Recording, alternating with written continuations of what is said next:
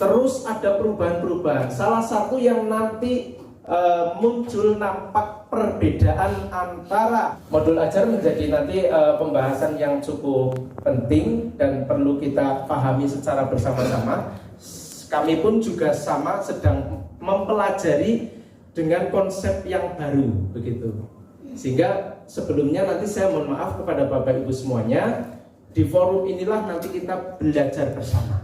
Itu saya bukan satu-satunya sumber informasi yang bahkan kalau menurut saya dari awal perlu diragukan dulu informasi yang saya sampaikan. Karena itu nanti menjadi pemantik Bapak Ibu semuanya untuk belajar lebih banyak lagi begitu. Jadi jangan percaya omongannya saya begitu gitu. Tidak boleh percaya dengan saya gitu Bapak Ibu. Percayanya kali Gusti Allah. Ini kok. Nah. Begitu ya. Nah, kemudian kita awal di sesi nanti sesuai dengan jadwal sampai pukul 21.30. Ini kan di tulisan, ya. Tapi ya sama itu dua-dua, saya nggak apa-apa, gitu ya maksudnya.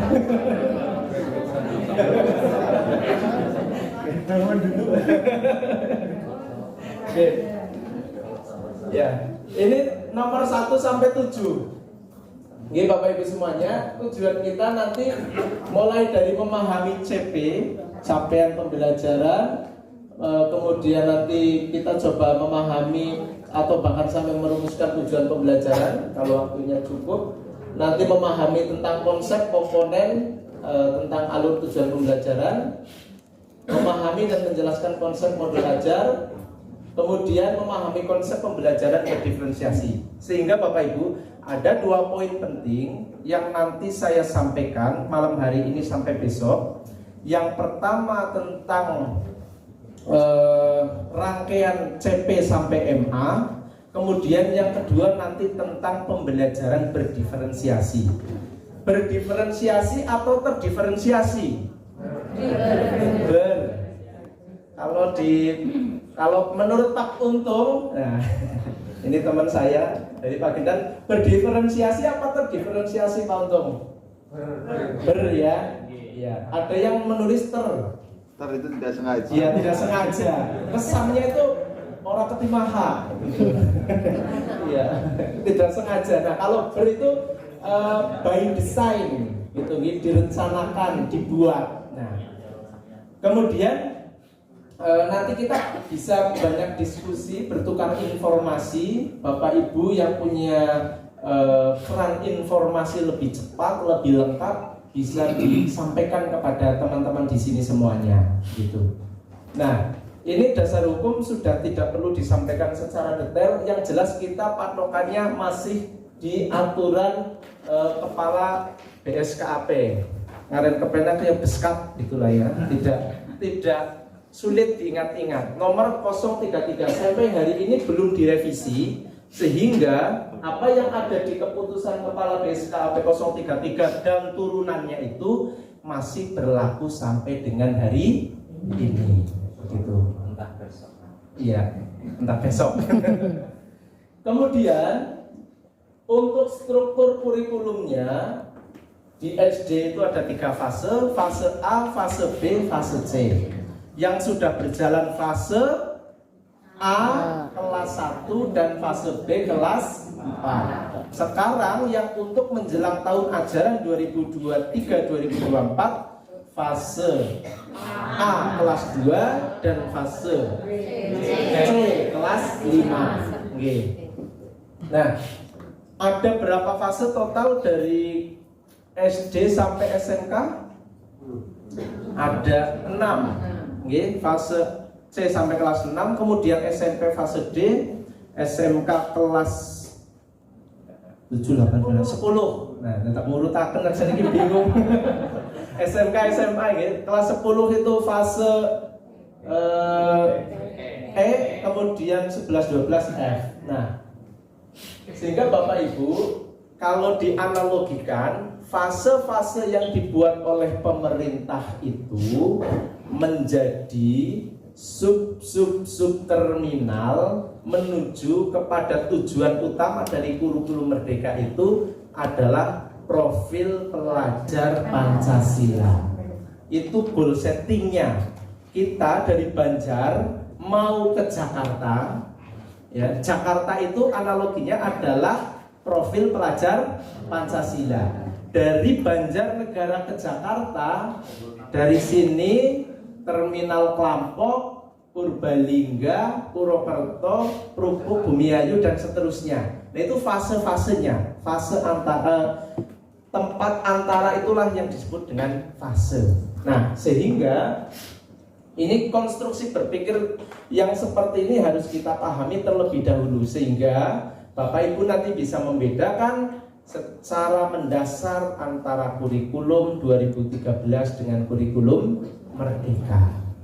Satu kata hikmah yang pernah saya dengar untuk kita bisa segera move on melaksanakan kurikulum Merdeka itu adalah biarkan yang telah dilalui agar yang ada menjadi berarti.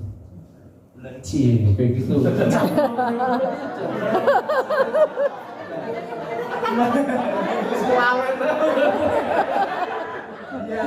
Maksudnya begini Bapak Ibu, kalau kita mau mempelajari kurikulum Merdeka tidak boleh dibanding-bandingkan dengan kurikulum 13. Sepakat? Sehingga miskonsepsi tentang pelaksanaan kurikulum Merdeka itu tidak semakin berkembang dan seterusnya. Kalau kemarin di P5 2 hari kemarin kita sudah membedah tentang miskonsepsi P5 secara detail sampai pada nanti hasil pelaksanaan dan produk dan lain sebagainya. Ternyata di miskonsepsi kurikulum Merdeka itu juga banyak. Misalnya CP itu disepadankan dengan KD gitu dan seterusnya itu. Makanya kalau di pejabat kementerian itu menyampaikan sudah yang berlalu biarlah berlalu begitu. Yang berlalu itu tidak mesti jelek, tetapi kurikulum Merdeka ini adalah menjamin keberlangsungan, kesuksesan, kebaikan kurikulum-kurikulum yang telah ada, gitu. Menyempurnakan, gitu. Nah, selanjutnya kalau struktur kurikulum ini nanti akan dibahas secara detail oleh Pak Eri kaitannya dengan KOSP. Yang jelas untuk kurikulum Merdeka sekarang di dalam pembelajaran itu kita mesti mengenal 3 jalur yang dipakai kendaraannya: intrakurikuler, kokurikuler, dan ekstrakurikuler. Ketiga kendaraan ini menjadi sarana untuk mencapai profil pelajar Pancasila. Nah, di kegiatan intrakurikuler, walaupun di sana tidak secara implisit, tidak secara langsung proses penilaian pembelajarannya menuju kepada dimensi-dimensi profil pelajar Pancasila, tetapi sebenarnya aktivitas-aktivitasnya itu juga diarahkan ke sana agar anak-anak kita memiliki karakter gitu ya, memiliki mencapai dimensi-dimensi dari profil pelajar Pancasila. Kemudian yang kedua ada kokurikuler yang disebut dengan pelaksanaan P5 gitu. Jadi sekarang lebih aman ngomong P5 karena menjelang 2024 nanti kalau menyebutkan sebelum P5 gitu ya, itu nanti sensitif. Tapi sih nggak masalah, kita kan dalam ranah frekuensi yang sama gitu. Nah, yang terakhir adalah ekstrakurikuler. Ekstrakurikuler juga sama Bapak Ibu. Itu untuk mencapai dan mendorong profil pelajar Pancasila gitu. Sehingga sarana ekstrakurikuler sebenarnya bukan hanya sekadar membina ataupun meningkatkan bakat minat anak pada prestasi belajar tertentu, tidak. Tetapi justru di situ yang lebih utama adalah menanamkan dimensi-dimensi dari profil pelajar Pancasila, gotong royong, mandiri dan seterusnya gitu. Kalaupun kemudian diarahkan kepada kecabangan tertentu, apakah itu akademik, non akademik, olahraga dan lain sebagainya, itu menjadi sarana. Kalau kemudian anak menjadi mahir di bidang itu adalah bonus gitu. Yang berikutnya ini prinsip pembelajaran dan assessment. Mau tanya dulu saya Bapak Ibu, yang sudah pernah membaca secara seksama atau bahkan selesai, ini karena ngeprintnya yang jelek dan ngeprintnya ini karena memanfaatkan aset negara, mengoptimalkan dalam efisiensi dan efektivitas anggaran negara, menggunakan kertas bekas vaksin anak. Ini masih tertulis SD Negeri 2 Majasari Pak Mungkono nih. Berarti ngeprintnya pada saat masih di sana, dan ini kertasnya negara ini dimanfaatkan. Nah, tapi ini nggak penting wujudnya.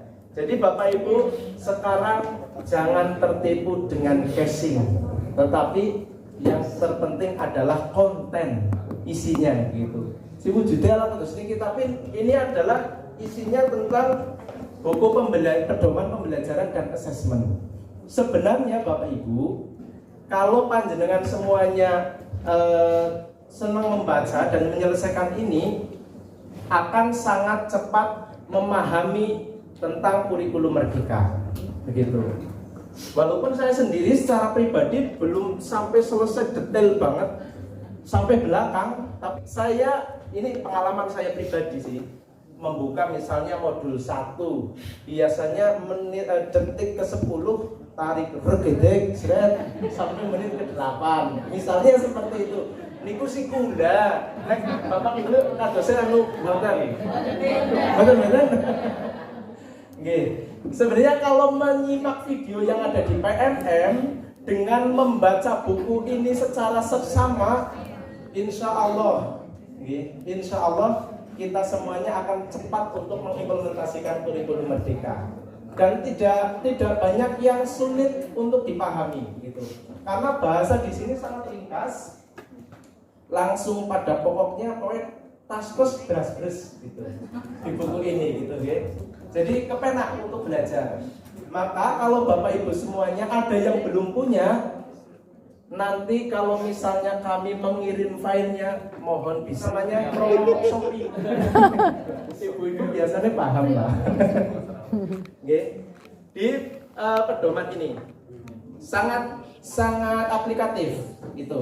Nah, yang kedua, ini bukan sales buku ya, bukan sales buku. Yang kedua, besok kalau pembelajaran berdiferensiasi, nanti kami bisa mengirim filenya juga. Nah ini kalau ini sudah ngeprint dan modal. Ini diprint sendiri, kemudian dijilid spiral, regane selawe ibu pakai mika kandel. Ini bisa untuk belajarnya mudah seperti ini. Ini sangat bagus kalau untuk dokumen sekolah, sangat bagus. Bisa untuk bacaan para guru. Nanti tentang model pengembangan pembelajaran berdiferensiasi, terus ada panduan pelaksanaan model pembelajaran berdiferensiasi, walaupun judulnya di sekolah inklusi tidak masalah. Dasar ilmunya itu bisa untuk menjadi modal Bapak Ibu guru semuanya. Begitu. Ini akan dikirim dalam satu paket juga kalau panjenengan mau menerima dengan ikhlas. Nggak apa-apa nggih? Ya, saya mohon izin bukan panjenengan mboten sami purun ngados niku. Nggih. Nah, ini senjata sudah saya berikan ke Bapak Ibu semuanya. Kira-kira selesai? Selesai? Kalau selesai, saya yang nggak berani mengakhiri sesi pada saat ini, gitu ya. Baik, kita langsung ke yang pertama. Prinsip pembelajaran dan asesmen di kurikulum merdeka. Ya. Bismillahirrahmanirrahim. Di dalam pembelajaran kita nanti akan menempuh 3 tahap ya, ataupun 3 langkah. mesti ini sudah biasa dilakukan oleh Bapak Ibu guru. Yang tidak biasa melakukan ini saat ini adalah para kepala sekolah dan Bapak Ibu pengawas, gitu. Ya karena memang bukan tupoksinya mengajar, gitu, ya. Nah, tetapi ini sudah biasa dilakukan. Di dalam kurikulum Merdeka melakukan proses pembelajaran mesti melakukan 3 hal ini: perencanaan pembelajaran, kemudian pelaksanaan, kemudian proses assessment. Assessment sudah dijelaskan tadi, bedanya assessment dengan penilaian, begitu. Secara prinsip sama, tetapi kalau assessment itu lebih merujuk kepada teori babonnya gitu ya. Dari Sabrang Lor sana itu memang bunyinya assessment gitu. Memang ketuanya lebih keren gitu ya. Beda kalau dengan yang bapak-bapak assessment gitu ya. Assessment gitu ya. Ini juga sama itu, assessment gitu. Di buku ini, pedoman pembelajaran dan assessment, ini mesti harus singkaro terus browsing, ulah kolet bae mesti warna kayak gitu. Ini filenya PDF, okay? Silakan nanti dicari. Di prinsip pembelajaran kita akan mencoba mempelajari bersama. Ada 5 hal yang kemudian di dalam kurikulum Merdeka ini perlu kita perhatikan bersama. Okay? Bahwa pembelajaran ini dirancang dengan mempertimbangkan tahap perkembangan peserta didik, kemudian disesuaikan dengan kebutuhan belajar, mencerminkan karakteristik dan perkembangan yang beragam, sehingga pembelajaran menjadi bermakna dan menyenangkan. Nah, nanti itu ngerti lara-larae, dan kemudian dasarnya memang dari sini prinsip pembelajarannya itu menjadi pembelajaran yang bermakna dan menyenangkan. Bermakna dan menyenangkan dalam arti yang sebenarnya seperti yang disampaikan oleh Ki Hajar Dewantara. Jadi memanusiakan ya, peserta didik manusia. Ada buku-buku yang menarik di luar apa yang biasa kita baca. Itu sekolahnya manusia. Ini berarti ada sekolahnya macan, ada sekolahnya ya gajah dan sebagainya gitu. Ya memang ada gitu kan. Nah, itu sekolahnya manusia dan sebagainya. Itu konsep-konsep sebenarnya itu walaupun tidak menjadi buku rujukan ya bagi kita, rujukan utama tidak, tapi kalau mau menjadi referensi untuk menambah nanti ragam pengetahuan kita ataupun Bapak Ibu guru semuanya bisa dibaca, itu saya agak menyarankan buku itu bisa dibaca nang ngene Sophia akeh Bu. Jadi orang mau masalah Elizabeth, kemudian Hermes gitu ya dan lain sebagainya. Buku-buku di sana ya jajar pisan kala masuk ke keranjang belanja gitu. Jadi tidak apa-apa gitu kan, nambah referensi. Nah, itu nanti bisa menjadi tambahan. Ini hanya selingan aja ya, tambahan informasi. Lanjut ke prinsip pembelajaran yang kedua. Pembelajaran dilaksanakan untuk membangun kapasitas menjadi pembelajar sepanjang hayat. Nah ini berarti kalau bahasa Indonesia belajar sepanjang Merdeka ini bagaimana kita membangun pemahaman, membangun cara berpikir anak itu menjadi pembelajar sepanjang hayat, termasuk kita semuanya pembelajar sepanjang hayat. Bagaimana tidak? Saya sangat terinspirasi oleh Bapak Ibu semuanya pengawas yang di sini, yang notabene-nya adalah orang tua saya, begitu. Orang tua saya sampai hari ini memberikan pelajaran yang sangat berharga dan luhur, bahwa belajar itu tidak memandang usia gitu, tidak memandang waktu sampai umur berapapun gitu. Dan yang ketiga ini, proses pembelajaran mendukung perkembangan kompetensi karakter peserta didik secara holistik.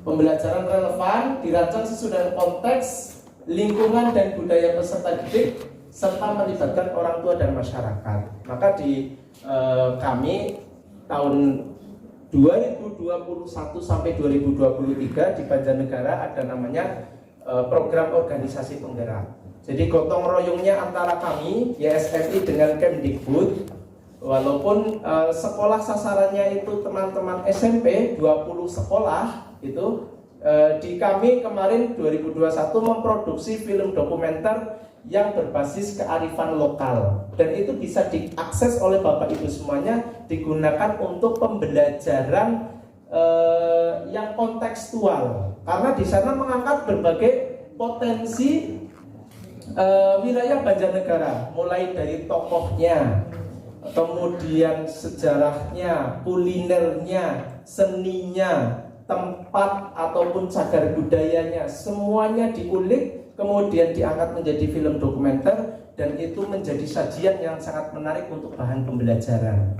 Bagus itu, bisa dari sisi sosialnya, kemudian kearifan lokal. Bahkan sampai kemarin yang menurut kami sangat menarik itu di Madukara, SMP 1 Madukara, ada anak siswa SMP yang dia berprofesi sebagai lengger. Dari hasil ngelenggernya itu digunakan untuk membayar biaya sekolah. Dan film ini mengangkat dia, asli ini tokohnya ada, sebagai sarana untuk menghapus citra negatif bahwa lengger itu identik dengan hal yang ya, kayak gitu. Jadi belum tentu bahwa si pelaku seni lengger itu seolah-olah menjadi kaum yang berada di sebelah sana begitu, kiri jauh. Nah, dengan itu ternyata anaknya memiliki bakat, potensi seni, dikembangkan, bisa mendukung pendidikan gitu. Ini sangat bagus. Nanti bisa dicari di link YouTube-nya, bisa. Ya, ada ya Pak Aris ya, link YouTube-nya ya. Ada. Nah, nanti harapannya pembelajaran kita dibawa ke hal yang kontekstual, lingkungan sekitar, termasuk contoh modul P5 yang kemarin dihasilkan oleh utusan-utusan kecamatan itu sudah dibawa ke ranah kebanjarnegaraan, kayak gitu. Jadi nanti Bapak Ibu semuanya sudah dimodali untuk tahun ajaran 2023-2024. Untuk kurikulum Merdeka, insya Allah nanti akan lebih landing, gitu. Semakin mengudara, gitu ya, bukan semakin mengudari. Ya ini beda A dan I, cakep banget, gitu ya. Nah, kemudian pembelajaran ini berorientasi pada masa depan berkelanjutan. Ini prinsip pembelajaran. Nah, kemudian masuk ke yang kedua, Bapak Ibu, tadi sekilas saja untuk prinsip pembelajaran. Perencanaan pembelajaran dan asesmen, nanti kita akan mencoba memahami tentang 4 hal ini, Bapak Ibu. Memahami CP, kemudian merumuskan TP, menyusun alur TP, dan merencanakan pembelajaran. Oleh karena itu, saya sudah siapkan ini medianya manual. Nah, seperti ini. Dari belakang kelihatan Bapak Ibu? Ya. Terbaca? Apa saya harus begini? Ya. Udah langsung ya. Bakul dolanan jepet gitu. Dom karung, sul sepatu, tutup pangsi dan lain sebagainya. Dasar. Pokoknya ya multi talentan lah. Multi talentan, oke. Oke, Bapak Ibu. Ini karena sudah disediakan ATK kemarin sudah direncanakan, maka harus kita realisasikan, begitu, supaya sesuai dengan AKAS. Kita akan mempelajari ini Bapak Ibu di dalam kurikulum Merdeka. Ya, kalau kita berbicara dulu, ini bukan membandingkan dengan kurikulum sebelumnya ya. Ini supaya membangun konstruksi berpikir. Di kurikulum 13 ada KIKD dan seterusnya sampai ke bawah, ada silabus, ada prota, promes sampai RPP gitu ya. RPP. Ya. Oke. Ya ben cepet lah. Nah, kita belajar nanti 4 hal ini tentang CP, TP, ATP, bedane nopo. Harus niku. CP, capaian pembelajaran. Kira-kira yang wajib menyusun ini siapa Bapak Ibu? Pemerintah, leres. CP ini sudah ditentukan oleh pemerintah hasil dari pemikiran para cerdik cendekia di Jakarta sana. Nah, pemerintah. Baik. CP ini kita buka. Bismillahirrahmanirrahim. Ya. Ketutupan nggih. Saged anu kalau ini cuma tolong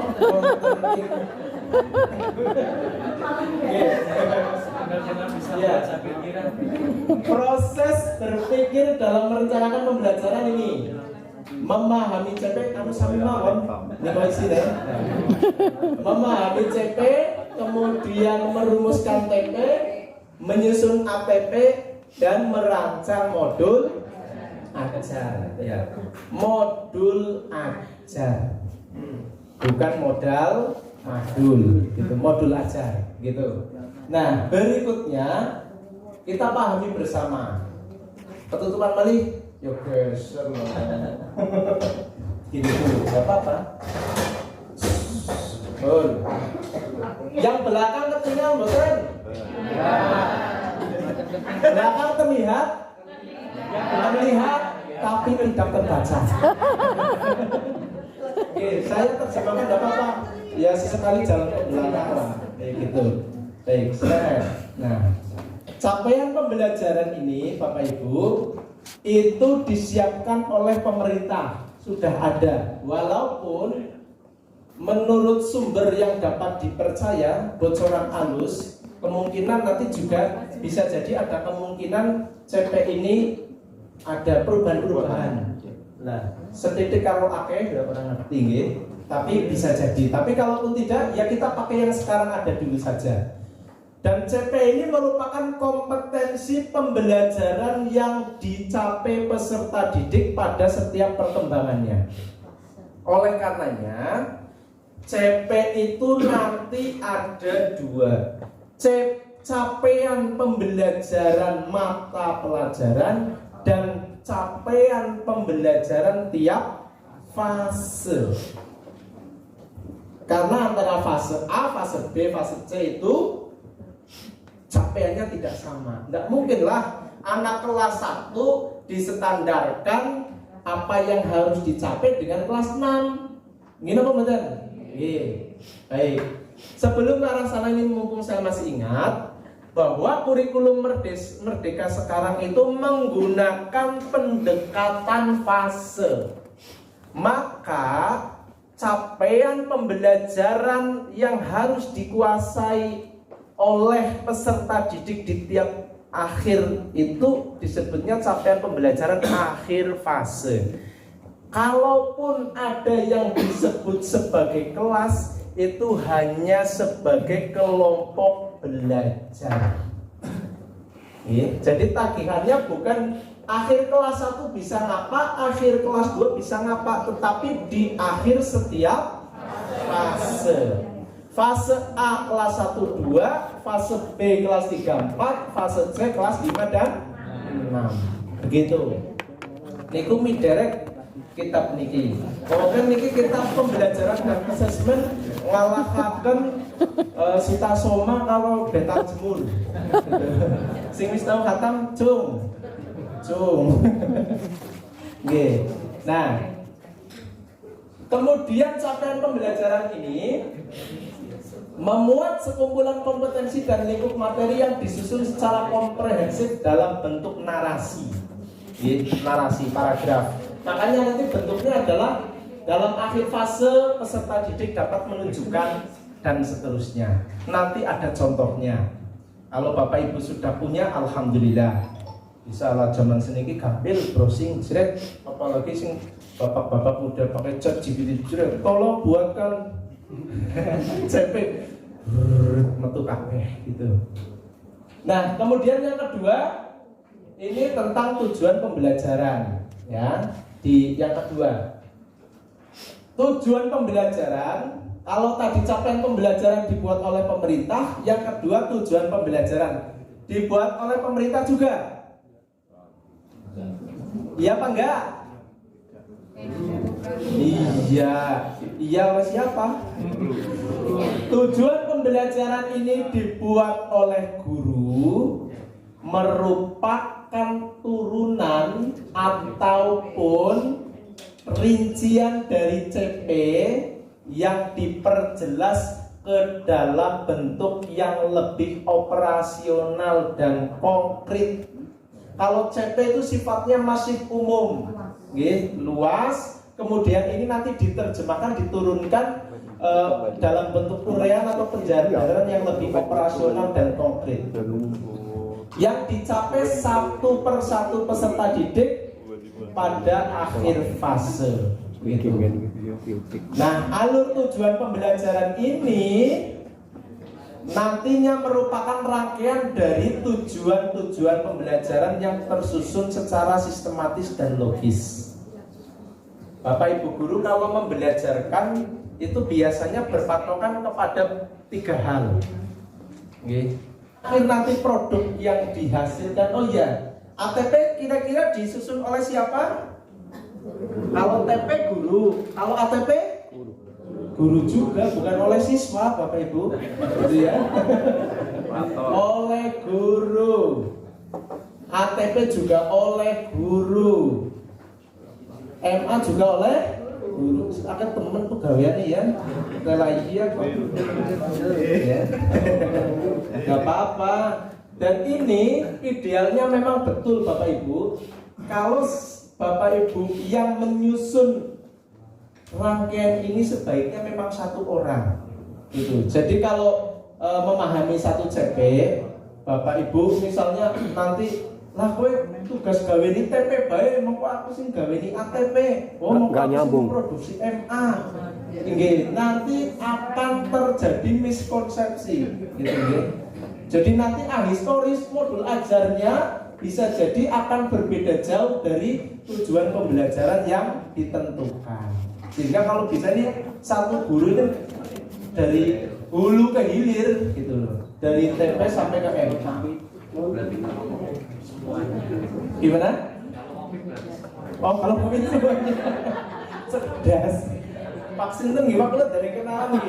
Saking segaru apa nggih? Pak Bohong ya, alhamdulillah benar. Dan itu saya yakin disetujui oleh teman-teman. Benar Pak. Dan itu membuat bagi orang lain insya Allah pahalanya benar. Oke, baik kita lanjutkan. Modul ajar disusun oleh guru juga. Ya, satuan pendidikan dapat menggunakan modul ajar yang disediakan oleh pemerintah. Gitu ya, download kampung gitu. Atau kemudian menyusun modul ajar sendiri. Tetapi saran saya, Bapak Ibu semuanya, Bapak Ibu guru, untuk saat ini nanti bisa mempelajari dari TP yang sudah tersaji di dalam platform Merdeka Mengajar sampai kepada modul ajar yang sudah dikurasi. Ya, jadi jangan dimaknai dikurasi itu di sana tukang sedot WC, itu jangan gitu ya. Dikurasi gitu, maksudnya ya bukan dikuras ya. Maksudnya itu sudah diteliti, sudah divalidasi, sudah disetujui gitu. Nah, nanti guru, Bapak Ibu guru semuanya melihat TP yang ada di sana, kemudian contoh ATP sampai kepada contoh MA sudah ada. Nanti bisa membuka di situ. Apa di sini ada yang guru PJOK menurut saya ada? Yang basicnya ada Pak Agus. Ya, Pak Agus dong ya? Oh, ada yang lain? Kita ya, saya basicnya PJOK Bapak Ibu. Saya dengan Pak Agus sama kita minoritas Pak ternyata di sini. Tapi nggak apa-apa. Jangan takut untuk dikeroyok. Ya. Nah, di modul PJOK untuk MA gitu ya, modul ajar PJOK di PMM kelihatannya dari Banjarnegara ada punya Pak Tri Agus sama punya saya, kemungkinan sudah tayang di sana kemungkinan gitu. Sudah Ibu kados nggih. Nah, tapi itu untuk konsep 2021 dan ini nanti di 2023 akan diubah, tidak serumit itu. Itu modul ajar dengan yang konsep 2021 itu muyengi bin bengeli itu. Karena satu modul ajar untuk 2 pertemuan atau 3 pertemuan itu sampai 30 lembar. Waduh, poin ngeri membuat itu 3 hari 4 malam itu juga nggak selesai. Nah, sehingga ketemu lagi 3 hari 4 malam gawe modul sih. Leres nih kok. Bener. Nah, nanti di 2023 akan disederhanakan konsepnya karena di penyusunan modul ajar akan kita perdalam nanti poin pokok apa saja yang sekarang harus muncul di modul ajar minimalnya gitu. Oke. Baik, lanjut. Ya. Sudah banget kok dene, mau semuanya orang dibuka-buka. Oke. Ya, ini konsep sederhana pemahaman kurikulum. Ini konsep yang ini disampaikan oleh Sekolah Cikal. Sekolah Cikal itu salah satu sekolah yang juga konsepnya itu diambil ya sebagiannya untuk pelaksanaan konsep kurikulum. Tapi ini sih nggak terlalu nggak terlalu penting. Di sini ada ini buku yang ditulis oleh Sekolah Cikal tentang model pengembangan pembelajaran berdiferensiasi. Ini nanti di sini ada. Kalau Bapak Ibu ragu tentang isinya nanti boleh ini dilihat-lihat dulu, diedarkan. Wah, kayak ngene benyong gak ora emoh misalnya gitu. Bahasa dulu bukan nggih kan niku nggih. Biasanya muridnya kuwi nah gak ora gitu. Nah, nanti bisa dilihat. Ini nggak terlalu esensial. Nah, kita langsung ke capaian pembelajaran. Mengenal, memahami tentang capaian pembelajaran. Jadi capaian pembelajaran merupakan kompetensi pembelajaran yang harus dicapai peserta didik pada setiap fase, mulai dari fase fondasi yaitu di PAUD gitu. Oke. Nah, kemudian lanjut tadi analoginya sudah saya sampaikan.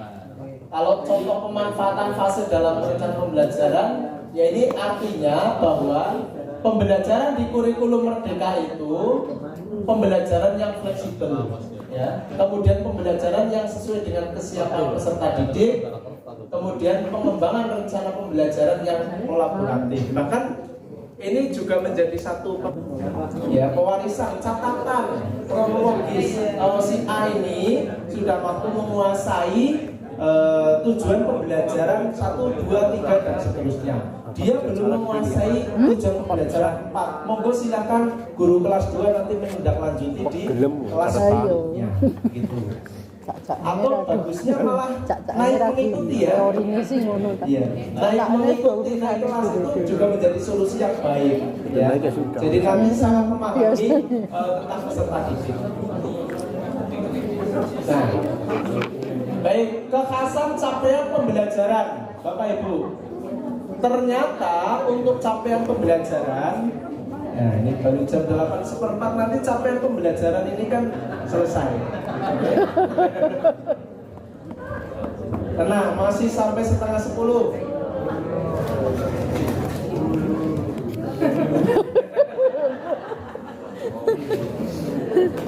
Nah, ini file juga nanti kami bagikan secara gratis. Tidak usah khawatir. Ya. Kekhasan capaian pembelajaran, merupakan kompetensi yang ingin dicapai, ditulis dalam paragraf yang memadukan antara pengetahuan, keterampilan dan sikap atau disposisi untuk belajar. Nah, sementara karakter dan kompetensi umum yang ingin dikembangkan dinyatakan dalam profil pelajar Pancasila. Sehingga capaian pembelajaran itu meliputi 3 hal pokok: keterampilan, pengetahuan. Jadi secara konsep capaian pembelajaran meliputi pengetahuan, keterampilan dan sikap ini saling berkait.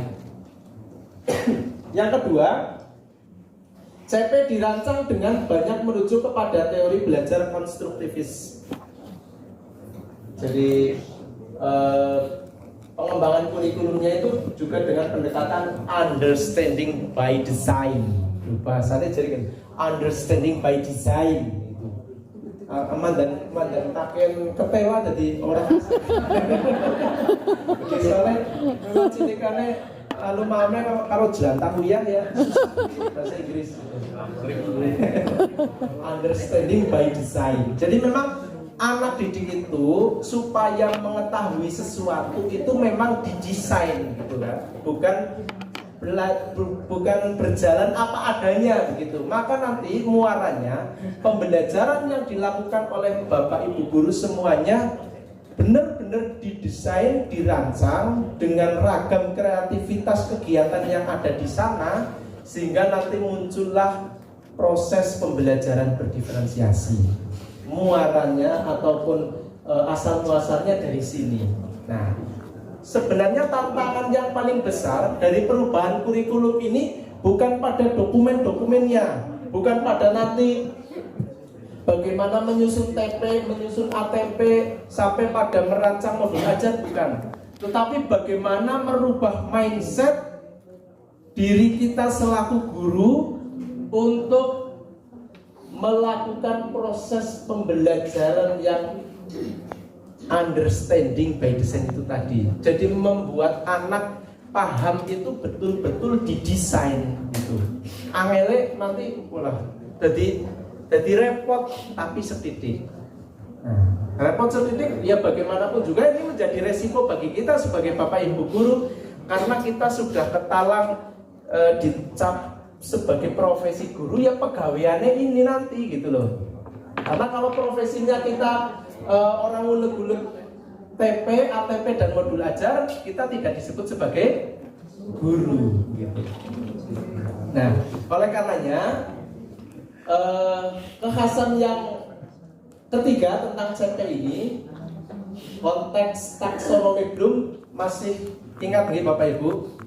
Ya, Benjamin S. Bloom itu. Kalau yang di Jakarta Benjamin S. Tok kan? Tanpa Bloom, kalau di sana sudah berarti. Ya.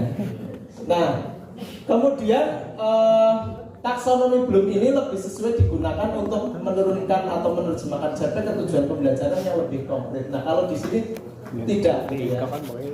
Nah, naskah CP terdiri dari rasional, tujuan, karakteristik, dan capaian per fase.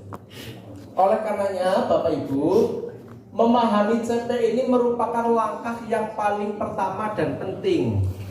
Nanti setelah dari sini atau nanti malam sebelum sore, Bapak Ibu bisa browsing.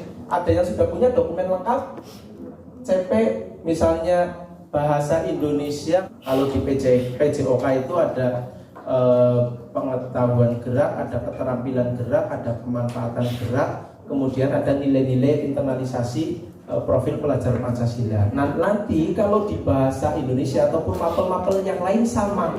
Jadi di dalam CP itu tadi ada nanti elemen-elemen. Nah, bentuknya seperti apa sudah ada di platform Merdeka Mengajar. Nah, di PMM. Nah, kalau misalnya seperti tadi ada PAI, itu elemennya dari dulu ajib.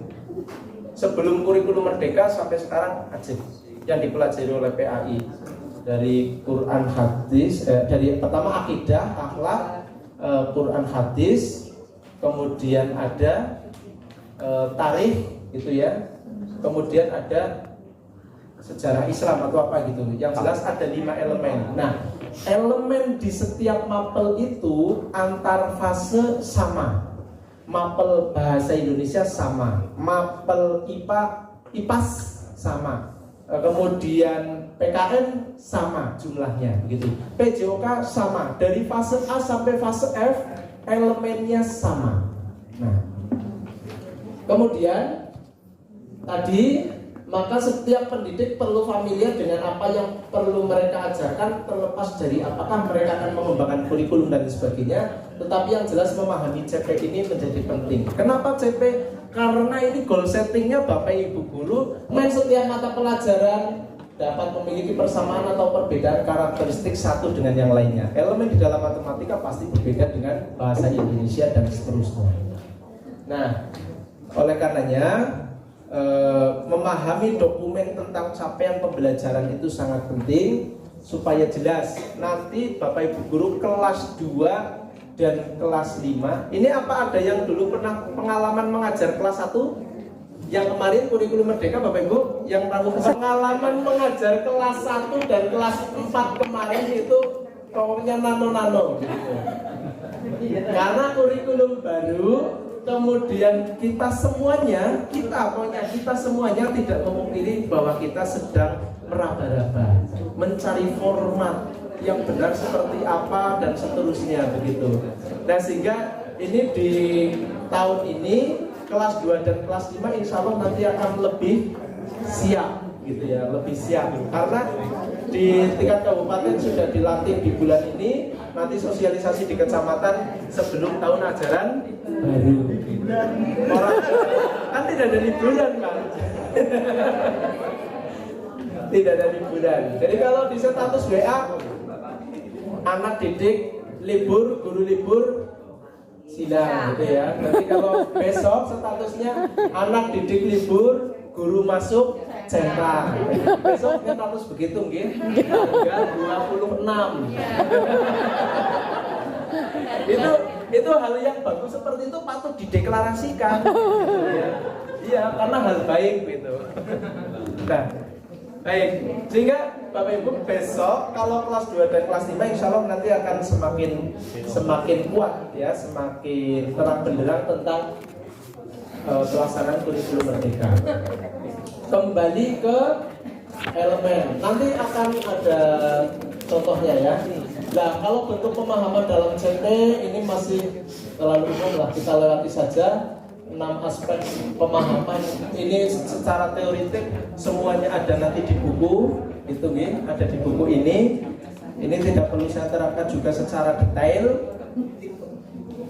Nah, kemudian yang contoh ATP nanti bunyinya seperti ini redaksionalnya Bapak Ibu. Contoh ATP ini seperti ini. Contoh CP, mohon maaf. Alhamdulillah belum sampai ngantuk. Ya kadang kesalahan memang perlu dibuat gitu ya. Nah, ini contoh konkret dari capaian pembelajaran. Ini fase B berarti untuk kelas 3 dan kelas 4. Sehingga harapannya nanti anak ini memiliki tujuan akhir seperti ini. Nah ini kan masih umum. Kalimat redaksionalnya seperti ini masih umum, maka diturunkan ke dalam tujuan-tujuan pembelajaran. Cara untuk merumuskan tujuan-tujuan pembelajaran bahkan langkah-langkahnya di sini sudah dijelaskan secara detail. Ya, bahkan sampai kepada pilihan-pilihan langkahnya itu ada. Nah, kemudian yang berikutnya kita sudah selesai berbicara tentang capaian pembelajaran. Setelah capaian pembelajaran dipahami oleh Bapak Ibu Guru, dibaca, kemudian nanti diturunkan ke dalam TP atau tujuan pembelajaran. Nah, kalau panjenengan biar nanti lebih paham bagaimana memahami alur atau konstruksi berpikir dari CP diturunkan menjadi TP dan seterusnya, itu ada di contoh-contoh PMM yang sudah dikurasi ada. Di sini Bapak Ibu yang paling banyak mengerjakan modul di PMM sudah sampai berapa? Tenang, tidak akan dites nanti isi modulnya aku saja begitu maksudnya. Bu ini kata harus ini. Ada yang sudah sampai bintangnya 17? Apa untuk? Belum berapa? Banyak ya? Sekarang ada berapa tema sih? Ada berapa topik? 35. anu akeh banget yang baru tahu buka. Nah, tapi begini Bapak Ibu, konsep di dalam nanti Bapak Ibu segera mempelajari kurikulum Merdeka itu secara jelas, memang harus diupayakan sepenuhnya, ya, bahkan ibaratnya dari darat, laut, dan udara itu harus dilakukan semuanya gitu. Ini darat seperti ini, gitu ya. Dari udara berarti kita harus mempelajari di PMM itu banyak. Nah, memang ini menjadi satu fenomena kalau target PMM sampai pada aksi nyata itu menjadi tagihan itu baik. Akan lebih baiknya lagi kita semuanya mengerjakan bukan hanya berdasarkan tagihan tapi menikmati video-videonya gitu. Jadi sambil tiduran gitu ya, bukan sambil tidur, kalau menonton video sambil tidur nggak mungkin bisa gitu ya.